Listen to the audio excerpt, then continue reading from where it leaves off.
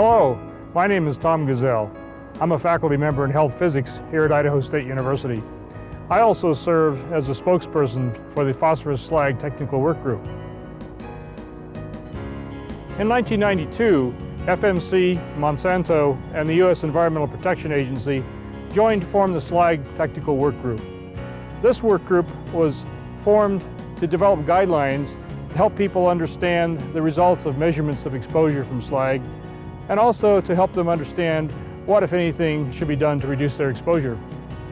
The technical work group is composed of individuals from the communities, industry, and the agencies.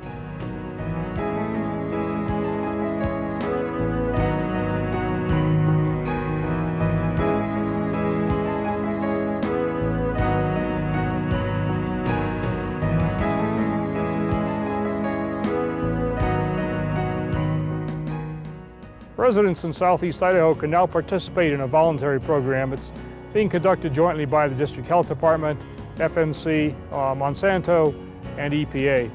The program will allow residents to find out if phosphorus slag in their homes or businesses is causing unacceptably high levels of radiation exposure. This video is produced to help people understand the program and learn how to participate in it. What is phosphorus slag? Phosphorus slag is a byproduct of the phosphorus industry, an important industry which contributes to our regional economy. Elemental phosphorus is produced from a mixture of phosphate ore, silica, and coke. The largest remaining byproduct is a lava-like rock known as slag. Primarily a compound of calcium and silica, phosphorus slag also contains small quantities of uranium and radium, which occur naturally in the phosphate ore. Their presence in phosphorus slag causes it to emit low levels of gamma radiation. How has phosphorus slag been used? Phosphorus slag has been used historically in southeast Idaho for construction purposes in concrete and asphalt, roadbed fill, backfill, and railroad ballast. In the 1950s, 60s, and early 70s, it was also used in the concrete poured for some basements and building foundations. Why is phosphorus slag a concern? Phosphorus slag is a concern because it emits gamma radiation, a form of radiation that is similar to X-rays. At certain levels, gamma radiation has been linked to an increased risk of developing cancer. Frankly, no one is suggesting that people in southeast Idaho have high cancer rates. Indeed, area residents are quite healthy compared to people who live in other parts of the country. Participation in the phosphorus slag program will help area residents determine if they are being exposed to higher than expected levels of radiation and provide an opportunity for them to reduce their exposure. I want to know right now if there's slag in my home. I want to know exactly how much radiation I'm being exposed to. I don't want people all over inside my house if I don't have slag. Can I still participate? Just how does all this work? The voluntary program is designed to determine if phosphorus slag has been used in your home or business property, as well as measure the radiation dose of individuals living and working in buildings where phosphorus slag is found. Participation in the program is free, and it takes very little of your time. There are two ways to participate in the program. One involves a screening of your home or business. The other involves wearing a thermoluminescent dosimeter, or TLD. But rather than tell you about the program, let's show you how it works. We will demonstrate how homes are screened for elevated radiation levels. We will also show you the process that is used to evaluate individual radiation exposure using TLDs. For people who want to know right now if there is slag in their homes, we suggest you participate in the home screening. Before you start, can you tell me more about what you're going to do today? With your permission, we will be measuring radiation levels in your home. We will be looking for radiation levels that are higher than what is expected for this area. Should we find elevated levels, that may mean you have phosphorus slag in your home. This meter reads radiation. We'll need to take some readings here on the main floor and down in the basement if you have one. We can take our first reading right in this room. The meter reads 18 microrem per hour here. So now you need to take a measurement in my basement? Yes, please. The meter reads 15 microrem per hour down here. Our measurements do not indicate that you have significant levels of radiation in your home. Here is a statement of our findings. What if you had found slag in my home? Then we would recommend that you request follow-up measurements so that we can determine the doses to the members of your household. Now, to answer the question about how much radiation you are being exposed to, let's show you a thermoluminescent dosimeter. A TLD is an instrument that measures exactly how much radiation a person is being exposed to. People who do not want to have their homes surveyed might want to use a TLD instead. You can make an appointment to pick up a TLD by calling the Phosphorus Slag information line. During your appointment, you'll be given a demonstration for proper use of the TLD. Hello, I'm Michelle Hall. Welcome to the District Health Department.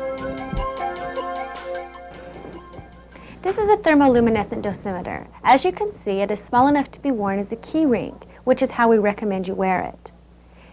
The TLD will measure the total radiation you are being exposed to. It needs to be worn for a period of 3 months to ensure accurate measures. Does this mean I have to wear it in my sleep?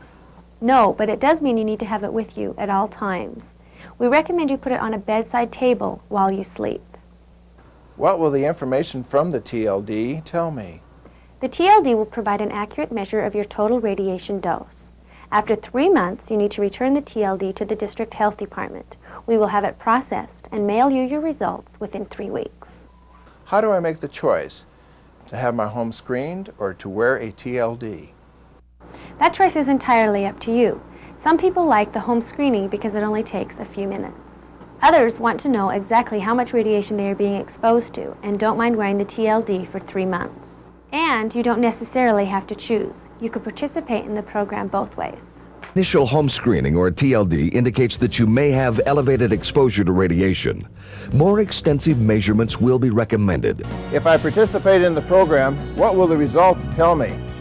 No matter which way you participate, the program will tell you if you have elevated exposure to radiation. The Phosphorus Slag Technical Work Group has developed a set of guidelines to help residents make decisions based on the results of the program. The Technical Work Group's recommendations include a range of things that can be done to reduce residents' exposure to radiation from slag. They include attrition, or removing the slag once the structure's useful life has ended, alterations in how the family uses their home, and building additional living space to replace areas that contribute to elevated radiation doses. After you get the results, the District Health Department will provide information to you, including the Technical Work Group's guidelines. What you do to reduce your exposure to radiation, if anything, will be entirely up to you. How much does it cost to participate in the program? There is no cost for participating. What if I want to reduce my exposure according to the Technical Work Group guidelines? Who will pay for that? FMC and Monsanto will pay. Who else will be given the results of the survey of my property? No one. The results will be kept confidential. Program results will be reported in aggregate only. For example, we might provide statistics on how many properties have been evaluated and what the overall results have been. The demonstration focused on homes. Can I have my business property screened? Yes, any building in southeast Idaho can be included in the program. My home was built in 1988. Should I still participate in the program? While homes built in the 1980s and 90s are less likely to have phosphorus slag in them than homes built in the 1950s, 60s, and 70s, we can't guarantee that they do not. If you want to know for sure whether or not your home has slag in it, you're welcome to participate in the study. I wear a TLD at work because I am exposed to radiation as part of my job. Should I wear the TLD for the phosphorus slag program to work as well? Yes, this program is designed to assess total exposure to radiation, including radiation doses received at work and doses received at home. Subtracting the radiation dose you receive at work from the total dose measured by the TLD will help determine how much radiation you are being exposed to at home. If you were to leave the TLD at home, it would only tell you what radiation dose you would receive if you stayed at home all the time. I still have lots of questions about this program. Where can I find out more about it? This video provides more information. If you continue watching, it will provide background information on the various kinds of radiation and on radon, another form of radiation that is found in houses and in business properties. What is radiation? Some atoms, known as radionuclides, are unstable or radioactive. Radionuclides undergo a spontaneous decay process and emit one or more types of radiation until they reach a stable form. There are three main types of radiation: alpha radiation, beta radiation, and gamma radiation, which is very similar to X-rays. The EPA is concerned about the gamma radiation, which is emitted by phosphorus slag. Gamma radiation consists of electromagnetic waves, which can penetrate skin and travel through the human body. Naturally, radioactive materials in the Earth, primarily uranium, thorium, radium, radon, and potassium, and cosmic rays from outer space, immerse us in fluctuating amounts of radiation at all times. Background radiation varies by location and results from a combination of cosmic radiation and naturally occurring radiation in the Earth. The Phosphorus Slag program looks for buildings where radiation levels exceed the expected background level. In addition to such naturally occurring sources of radiation, people are exposed to manufactured sources of radiation as well, including medical applications, consumer goods, and the operation of the nuclear power industry. Medical doctors use man-made radiation for diagnosis and treatment of cancer and other diseases. Of the total amount of radiation that the average person in the United States is exposed to every year, 82% comes from natural sources and 18% from non-natural sources.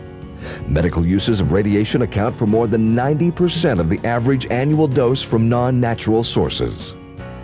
Despite the benefits of radiation in our modern world, increases in exposure to radiation have been linked to increases in cancer rates. For that reason, the Phosphorus Slag program seeks to reduce exposure to radiation for residents of Southeast Idaho. What about radon? Residents in Southeast Idaho may experience elevated radiation doses in their homes and business properties from many sources. The primary focus of the Phosphorus Slag program is on gamma radiation from phosphorus slag that has been used as a building material in many area buildings. Some buildings may also have elevated radiation as a result of radon. Radon is an invisible, odorless gas and a natural part of the environment. It will be important to know the level of radiation resulting from radon in addition to that resulting from phosphorus slag, so that appropriate measures can be taken to protect the residents' health. Because of this, property owners participating in the program may also have their buildings surveyed for radon. Well, our time is about up, but if this video hasn't answered all your questions, please call the toll-free number for more information.